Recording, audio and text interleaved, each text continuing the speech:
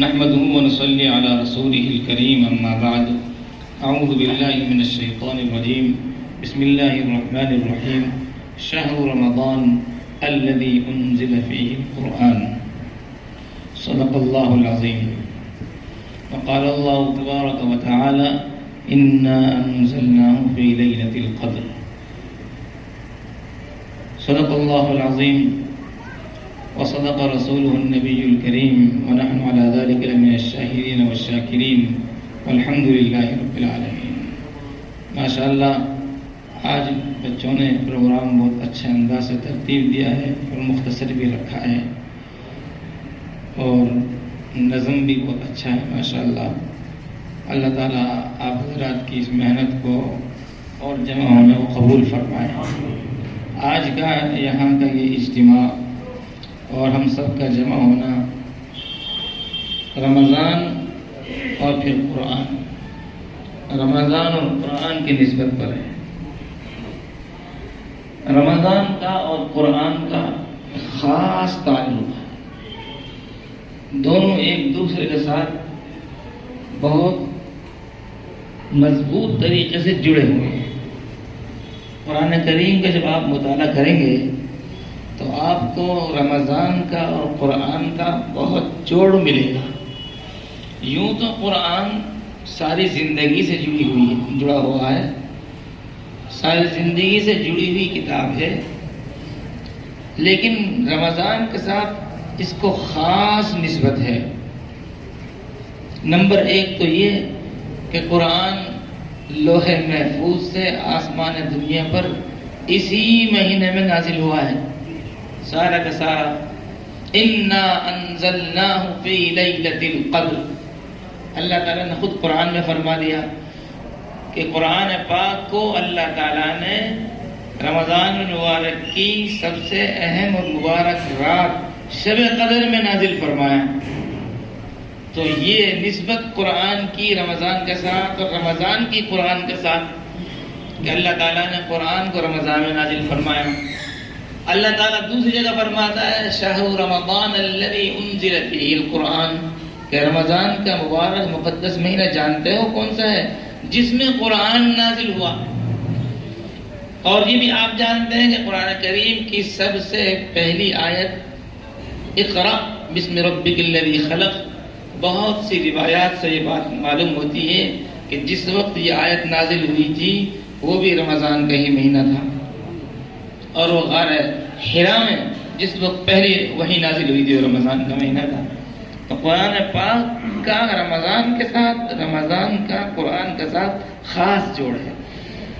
دوسری بات یہ کہ رمضان المبارک میں قرآن کریم کو خاص طور پر پڑھا جاتا ہے، سنا جاتا ہے۔ اس کے لیے خود حدیث میں موجود ہے کہ نبی سرکار دو عالم جناب حضرت محمد رسول اللہ صلی اللہ علیہ وسلم رمضان المبارک میں حضرت جبرائیل علیہ السلام کو قرآن سناتے۔ ایک روایت میں کہ جبرائیل علیہ السلام حضور کو سناتے۔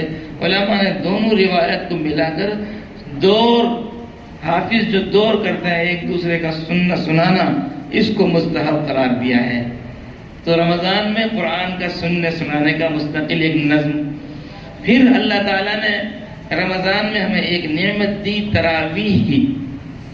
اس تراویح میں اگر دیکھا جائے تو اصل چیز کیا ہے؟ قرآن، بلکہ تراویح کو قرآن کے لیے مشروع کیا گیا۔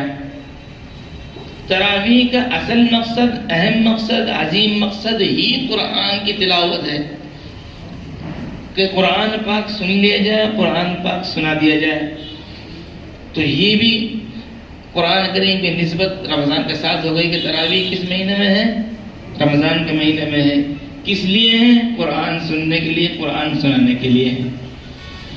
ایک قرآن جب شروع ہوگا سب سے پہلے الف لام میم ذالک الکتاب لا ریب فیہ، آیا کیا؟ ھدی للمتقین۔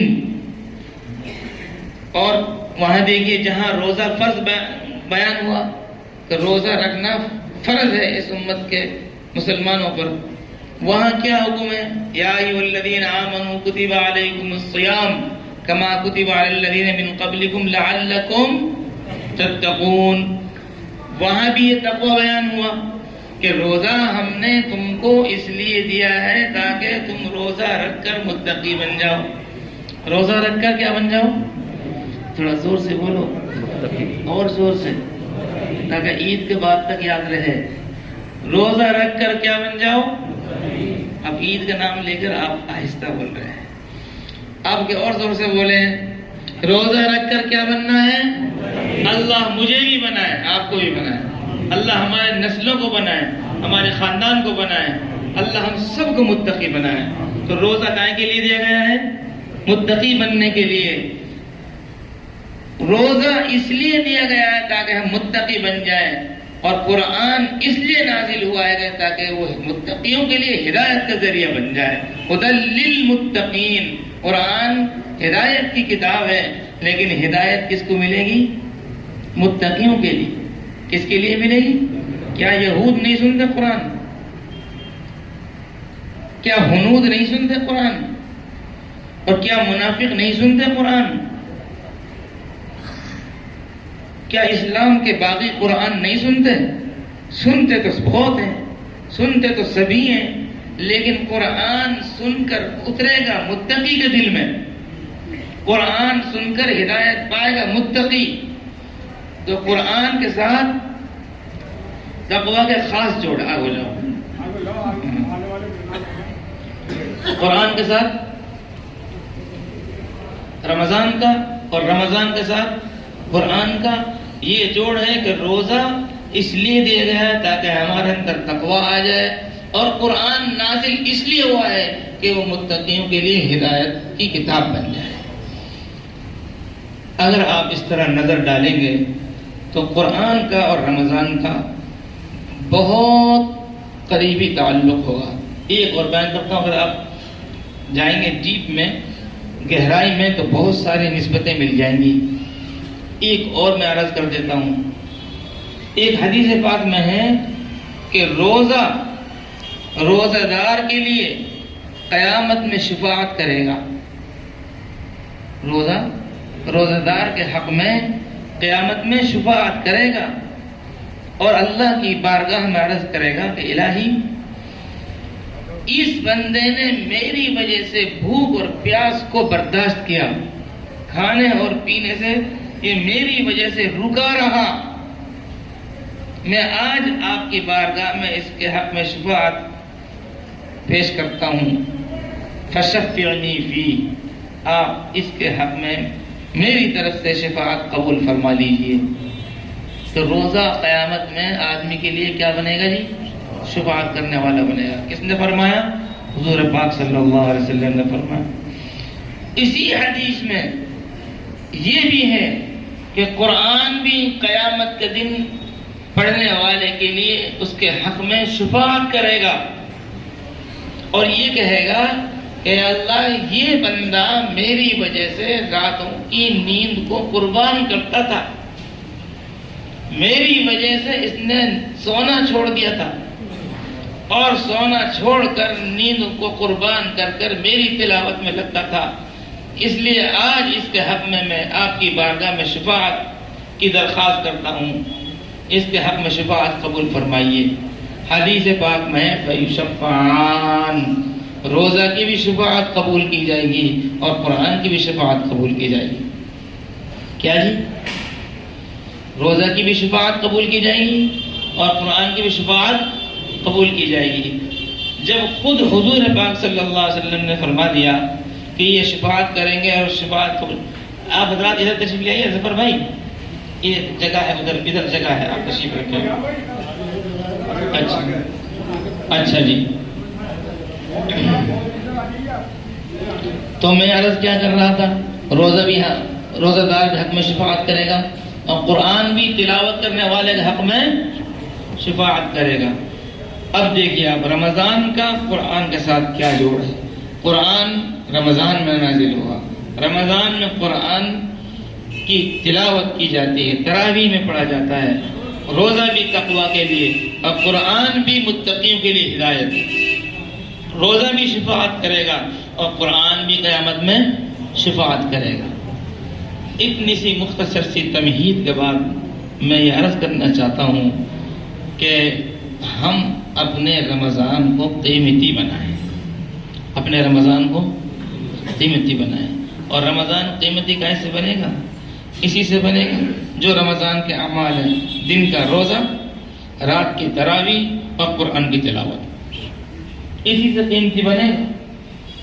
چاہے ہم دوسرے اعمال کم کریں لیکن یہ رمضان کے اسپیشل ہے. آج عجیب بات یہ ہے کہ رمضان کے اسپیشل ہم دوسری چیزوں میں بہت کچھ سمجھتے ہیں. مختلف چیزیں، اشیاء مارکیٹ میں آتی ہیں رمضان اسپیشل کے نام سے، اور وہ جناب جو ہے کہ مارکیٹنگ ہو رہی ہے رمضان اسپیشل کے نام سے. لیکن ہمیں شریعت نے، اسلام نے رمضان اسپیشل کے نام سے کیا دیا ہے؟ روزہ. رمضان اسپیشل کے نام سے تراویح، اور رمضان اسپیشل کے نام سے قرآن. یہ رمضان اسپیشل ہے، یہ خاص رمضان کے اعمال ہیں. اس لیے میرے عزیزوں، میرے دوستوں، آپ حضرات نے بڑی ہمت کر اور بڑی خوشی کے ساتھ، مستعدی کے ساتھ، شوق کے ساتھ، ذوق کے ساتھ 15 دن کا قرآن پاک سنا. 15 دن کی تراویح نہیں، 15 دن کا قرآن پاک سنا. ہم بولتے ہیں کہ 10 دن کی پڑھ لی، 15 دن کی پڑھ لی، ہوتی نہیں ہے. نہ 10 دن کی ہوتی ہے اور نہ 15 دن کی ہوتی. تراویح کتنے دن کی ہوتی ہے؟ پورے مہینے کی ہوتی ہے. یہ بات آپ تھوڑی دیر کے بعد یاد رکھیں گے. زور سے بولو. وہی انشاءاللہ کہیں گے جو کل تراویح پڑھیں گے. یہ غلط فہمی ہے. میں ابھی ایک جگہ عرض کر رہا تھا، حاجی صاحب کے یہاں جانا ہوا، وہاں میں نے عرض کیا اگر آپ 10 دن میں 15 دن میں قرآن مکمل سن کر تراویح کا سلسلہ جاری رکھیں گے تو یہ انعام کا کام ہے. یہ انعام کا کام ہے، یہ شوق اور ذوق کا کام ہے، مستعدی کا کام ہے، بہادری کا کام ہے. 2 پارے کھڑا ہو کر سننا، شوق کے ساتھ سننا بہادری کا کام ہے. اور اگر ہم نے 10 دن یا 15 دن تراویح پڑھ کر چھوڑ دی، پھر یہ بہادری نہیں ہے، پھر یہ فتنہ ہے. پھر کیا ہے؟ یہ فتنہ ہے. اس لیے کہ تراویح 10 دن 15 دن کی نہیں ہوتی. تراویح کب تک ہوتی ہے؟ جیسے روزہ پورا میں 10 دن کا روزہ ہوتا ہے. آپ بولو مجھے ہم نے 10 دن کے روزے رکھ لیے، بولو مجھے آپ کے روزے چل رہے ہیں 15 دن کے رکھے تھے ہم نے. تو جیسے 10 دن کے روزے نہیں ہوتے، 15 دن کے روزے نہیں ہوتے، ایسے تراویح بھی 10 دن کی نہیں ہوتی اور 15 دن کی نہیں ہوتی. تراویح بھی کتنے دن کی ہوتی ہے؟ پورے مہینے کی. اور روزہ بھی پورے مہینے کا.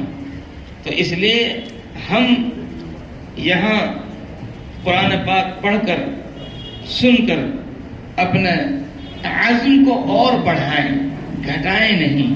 انشاءاللہ ہمارا سلسلہ ایسا ہی جاری رہے گا انشاءاللہ. اگر مسجد میں پڑھیں تو بہت اچھی بات ہے. آپ قرضہ کے پیچھے جائیں، جامع مسجد جائیں، جہاں آپ کی طبیعت کر جائیں. نہیں جا رہے کہیں، دوبارہ سلسلہ شروع کر دو، یہیں کم پڑھ لو. اللہ ہمارے گھروں کو آباد رکھے، لیکن تراویح کو چھوڑنا نہیں ہے انشاءاللہ. اللہ اپنے سامنے سجدہ ریز ہوتے رہنے کی توفیق عطا فرمائے. چونکہ یہ سنانے والا حافظ صاحب بھی آپ کے مکتب سے متعلق ہیں اور یہاں تشریف رکھنے والے حضرات بھی آپ کے مکتب کے ممبران، معاونین، محبت رکھنے والے ہیں. اس لیے مکتب کے تعلق سے بھی 1-2 بات عرض کر دیتا ہوں. اللہ کا شکر ہے، اس کا کرم، اس کا احسان ہے کہ آپ حضرات کی محنت بار آور ہو رہی ہے، ثمر آور ہو رہی ہے اور یہ پھول کھل رہے ہیں. اللہ اس سلسلے کو جاری رکھے اور اللہ تعالیٰ اس میں ترقی عطا فرمائے. تو میرے عزیزوں، میرے دوستوں، رمضان کے اس مبارک اور مقدس مہینے میں آپ اپنے مکتب کے لیے بھی دعا کریں کہ یہ جو بہار آ رہی ہے اللہ تعالیٰ اس کو نظر بد سے بچائے. ایک عرض تو یہ ہے. دوسرے یہ ہے کام کرنے کا طریقہ یہ ہے کہ آدمی کام کو بڑھائے. ہمارے سامنے حاجی صاحب کی مثال ہے، ہمارے سامنے تشریف فرمائے. جو لوگ حاجی صاحب کو جانتے ہیں دیکھو کیسے ترقی کری کام کی، کیسے کام کو بڑھایا اور کیسے لے کے چلے اور کیسے سسٹم کو قابو میں کیا. ہر لائن میں قربانی لگتی ہے اور ہر لائن میں محنت ہوتی ہے. تو آدمی سپوت وہ ہوتا ہے جو کام کو آگے بڑھاتا ہے. آپ حضرات نے ایک مکتب شروع کیا، اس مکتب میں کچھ بچوں نے ناظرہ پڑھا، پھر حفظ کیا، الحمدللہ وہ آگے بڑھ رہے ہیں. آپ حضرات کی محنت ہیں، دعائیں ہیں، تو آپ بھی اس کو آگے بڑھانے کی فکر رکھیں. اور آگے بڑھانے کی فکر کے تعلق سے میں سب سے ایک بات کہتا ہوں حضرت قاری صاحب کی موجودگی میں، کام کو آگے بڑھانے کے لیے سب سے اہم کام اتفاق ہے کہ نہیں؟ سب سے اہم کام کیا ہے؟ اتفاق ہے. اتفاق سے ہی کام آگے بڑھتا ہے. طلبہ میں اتفاق، اساتذہ میں اتفاق، کمیٹی میں اتفاق. اگر کہیں اتفاق میں آگ لگی تو بس صبر کر لینا، وہی بات ختم. رہا مسئلہ ایک دوسرے سے کچھ ناگواری پہنچنے کا، تو یہ تو ہر جگہ ہوتا ہے. ایک جگہ برتن بھی رکھے ہوں تو وہ بھی بھیڑتے ہیں. ایک آدمی نے ایک رائے دی، دوسرے نے دوسری رائے دی، تو اپنی رائے سب کو اچھی لگتی ہے، دوسرے کی رائے صحیح نہیں لگتی. تو اپنی رائے کو لے کر آدمی سیریسلی ہو جائے اور اس پر تقاضا کرے، دوسرے کی رائے پر ناراض ہو، یہ چیزیں مردانگی کی نہیں ہیں اور یہ چیزیں کام کی نہیں ہیں. بلکہ کام جب ہوتا ہے جب درگزر ہو. کام کب ہوتا ہے؟ کبھی استاد سے کمی ہوگی، کبھی طالب علم سے کوئی کمی ہوگی، کبھی کسی ممبر سے کوئی غلطی ہوگی. ان غلطیوں کو لے کر کھچڑی نہیں بنانی چاہیے، بلکہ ان کو درگزر کرنا چاہیے. بولو کیا کرنا چاہیے؟ درگزر کرنا چاہیے. ایک چیز تو میں عرض کر رہا ہوں، یہ اللہ تعالیٰ سے دعا کرو اللہ ہمارے اندر اتفاق رکھے اور اللہ تعالیٰ کام میں ترقی عطا فرمائے. اور جیسے آج یہ ایک ماشاءاللہ یہ جگہ جگمگا رہی ہے قرآن کی تلاوت سے اور قرآن کے تکمیل کے پروگرام سے، آپ دعا کرو اللہ تعالیٰ ایسی 10 اور 20 جگہ اور بنائے ہیں. اللہ تعالیٰ گھر گھر میں قرآن پاک مکمل کرنے والے حافظ پیدا فرما دے. تو ہم انشاءاللہ محنت کو جاری رکھیں گے، انشاءاللہ کوشش کو جاری رکھیں گے اور آپس میں اتفاق کے ساتھ مل جل کر کام کریں گے انشاءاللہ. اب اخیر میں پھر وہیں آ جاتا ہوں جہاں سے بات شروع ہوئی ہے. تو میں نے یہ عرض کیا تھا کہ رمضان کا قرآن کے ساتھ خاص جوڑ ہے. اس میں ایک بات میں خاص طور سے آج کے طلباء کے لیے کہہ رہا ہوں، یہ بچے بیٹھے ہیں نا یہاں، خاص طور سے ان سے کہہ رہا ہوں. اپنے آپ تو میں کہہ ہی رہا ہوں، نصیحت پہلے اپنے کے لیے، پہلے اپنے لیے، بعد میں دوسروں کے لیے. یہ جو قرآن میں آیت ہے اِنَّا أَنزَلْنَاهُ فِي لَيْلَةِ الْقَدْرِ، یہ آیت دعوت دے رہی ہے غور و فکر کی. اللہ تبارک تعالیٰ نے رات ہی کا نام کیوں لیا؟ قرآن رات میں نازل ہوا. اِنَّا أَنزَلْنَاهُ فِي لَيْلَةِ الْقَدْرِ، ہم نے قرآن پاک کو شب قدر میں، قدر کی رات میں نازل کیا ہے. معلوم ہوا کہ رات میں تلاوت اور زیادہ ہونی چاہیے. تلاوت کا خاص جوڑ رات کے ساتھ ہے. تراویح دن میں ہے کہ رات میں؟ اور آپ نے قرآن پاک 10 دن میں 15 دن میں پڑھا ہے، سنا ہے، رات میں کہ دن میں؟ اب قرآن پاک مکمل رات میں ہوتا ہے کہ دن میں ہوتا ہے؟ تو رات کا اصل تعلق قرآن کی تلاوت کے ساتھ ہے. میں رات ہی کی بات ہے، ہمارے محلے میں کچھ بچے بہت زیادہ دھیان سے کھیل رہے تھے، بڑی محنت کے ساتھ. تو میں نکلا تقریباً مسجد سے 3 بجے قریب، تو مجھے دیکھ کے وہ بچے ادھر ادھر بھاگے. تو میں نے ان سے کہا کہ ارے بھائی بچوں، آپ یہ سمجھتے ہیں کہ رمضان میں کرکٹ نازل ہوئی؟ رمضان میں کرکٹ نازل نہیں ہوئی، بلکہ رمضان میں آپ ہی کہتے نا زور سے، رمضان میں کرکٹ نازل ہوئی، قرآن نازل ہوا. قرآن نازل ہوا. پھر بچے ہیں کھیلیں گے. میں نے ان سے کہا کھیلو، خوب کھیلو، لیکن جتنا کھیلو اس سے سوائے پڑھو، جتنا کھیلو اس سے تھوڑا زیادہ پڑھو۔ کھیلنے کے لیے منع نہیں، آپ کھیلو، لیکن اپنے عمل سے یہ بتائیں کہ ہم زیادہ پڑھ رہے ہیں۔ کھیلو، کھیلنے کے لیے کسی نے منع نہیں کیا۔ کبھی آپ جا کر یہ کہو کہ امام صاحب نے یہ کہہ دیا بچے کھیلے نہیں، خوب کھیلیں، لیکن اگر 1 گھنٹہ کھیلیں تو 1.25 گھنٹہ پڑھیں۔ کیوں؟ رمضان میں رات میں کرکٹ نازل ہوئی تھی، قرآن نازل ہوا تھا؟ زور سے بتاؤ، قرآن نازل ہوا ہے۔ اب ایک بار درد کے ساتھ دیکھو، ہمارے ساتھ ضروریات لگی ہوئی ہیں، ہم کو کھانا بھی ہے اور کمانا بھی ہے، دونوں کام کرنے ہیں۔ ایک تو یہ چیز جو ہو گئی ہے نا بہت سے نوجوانوں میں، ہماری قوم میں، کہ رمضان میں رات کو جگ کر، بیکار جگ کر، جی فالتو جگ کر گزاریں گے، اور دن میں سوئیں گے آرام سے، کمائیں گے نہیں۔ یہ غلط ہے، یہ بہت غلط ہے۔ آپ رات میں کام لگا لو، یا رات میں کچھ حصہ آرام کا، کچھ حصہ دن میں آرام کا کام لگا لو، اور چھٹی کرنی ہے تو پھر اس کی بنیاد قرآن کی تلاوت ہو، آرام نہیں ہو۔ بھئی آپ رمضان نہیں کمائیں گے، کیا کریں گے جی؟ تلاوت کریں گے۔ آپ رمضان نہیں کمائیں گے، کیا کریں گے جی؟ اعتکاف کریں گے۔ یہ نسبت ہے رمضان کام کی چھٹی۔ کیوں؟ بھئی اعتکاف میں بیٹھیں گے، کام کی چھٹی ہے، کیوں کہ ہم قرآن سنیں گے، سنائیں گے، قرآن کی تلاوت کریں گے تو مزہ ہے۔ آپ رمضان میں کام کی چھٹی کر رہے ہیں صاحب، کیوں؟ سوئیں گے۔ یہ کوئی بات ہے؟ ہمارے قوم کے جو اتنے بڑے یہاں بیٹھے ہیں، یہ اس بات کو یہ حضرات خاص طور پر کوڈ کریں کہ قوم میں جو یہ بیماری لگی ہے فری رہنے کی، اس کو ختم کرنا ہے۔ ہم فری کیوں؟ کیا بات ہے؟ کیا چاہ رہے ہیں؟ کوئی وجہ ہو فری ہونے کی، آرام وجہ نہیں ہے، سونا وجہ نہیں ہے۔